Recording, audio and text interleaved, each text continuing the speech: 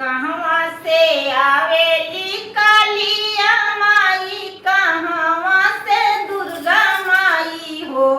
ए सखियो कहवा से आवे शिवा शंकर भोला, झोरी में भभूत लिहले हो।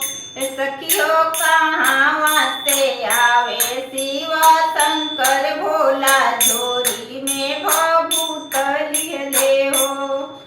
कलकत्ता से आवेली कालिया माई, थावे से दुर्गा माई हो।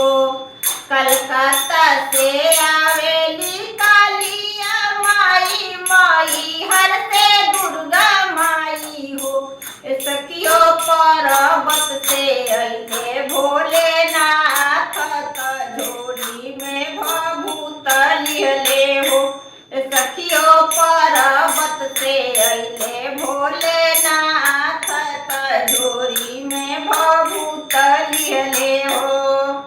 कहवा बैठाई बमे काली माई, कहवा में दुर्गा माई हो। कहवा बैठाई बमे काली माई, कहवा में दुर्गा माई हो। ए सखियो कहवा बैठई बो शिवा शंकर भोला, झोरी में भभूत लिहले हो।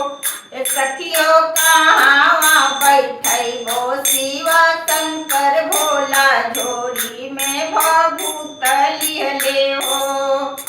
अंगना बैठई बो कालिया माई, घर में नव दुर्गा माई हो। अंगना बैठई बो कालिया माई, घर में नव दुर्गा माई हो। ए सखियो मंदिर में बैठई बो शिवा शंकर भोला, झोरी में भभूत लिहले हो। ए सखियो मंदिर में बैठई बो शिवा शंकर भोला, झोरी में भभूत लिहले हो। कथिये खियाई बमे काली माई, कथियहि दुर्गा माई हो। कथिये खियाई बमे काली माई, कथियहि दुर्गा माई हो। सखियो कथिये खियाई बो शिवा शंकर भोला, झोरी में भभूत लिहले हो।